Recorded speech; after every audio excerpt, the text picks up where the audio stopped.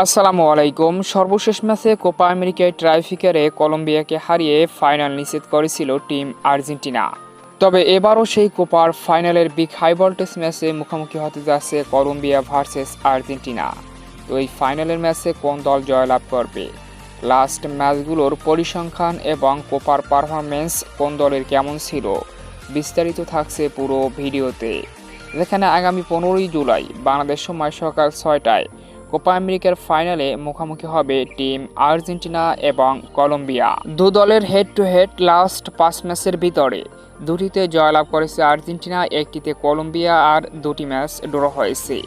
যেখানে সর্বশেষ কোপা আমেরিকার মঞ্চে 2021 সালে আর্জেন্টিনা ভার্সেস কলম্বিয়া সেমিফাইনালে মুখোমুখি হয়েছিল। পুরো ম্যাচে 1-1 গোলে ড্র হওয়ার পর ট্রাইফিকারে কলম্বিয়াকে 3-2 গোলের ব্যবধানে হারিয়ে ফাইনাল নিশ্চিত করে টিম আর্জেন্টিনা। তবে সর্বশেষ ম্যাচে 2022 সালের বিশ্বকাপ বাছাই পর্বে জয় পেয়েছিল টিম আর্জেন্টিনা 1-0 গোলের ব্যবধানে কলম্বিয়ার বিপক্ষে। তবে 19 কোপা আমেরিকায় গ্রুপ স্টেজে আর্জেন্টিনা কলম্বিয়ার সাথে 2-0 গোলের ব্যবধানে হেরেছিল।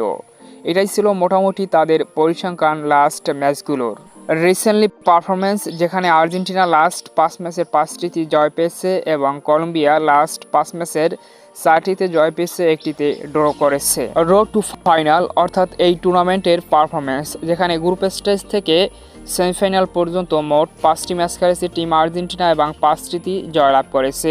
আর অন্যদিকে কলম্বিয়া গ্রুপ স্টেজ থেকে সেমিফাইনাল পর্যন্ত তারাও 5টি ম্যাচ খেলেছে, যার ভিতরে 4টিতে জয় পেয়েছে এবং একটি ম্যাচ ড্র করেছে, তাও ব্রাজিলের বিপক্ষে। তাই এই পরিসংখ্যানে দুদলই অনেক শক্তিশালী। ফাইনালে এক হাড্ডাহাড্ডি লড়াই হবে। তো সম্মানিত ভিউয়ার্স বন্ধুরা, কোন দল জয়লাভ করবে বলে আপনি মনে করেন? অবশ্যই কমেন্ট করে আপনার মতামত জানিয়ে দিন আমাদের কমেন্ট বক্সে।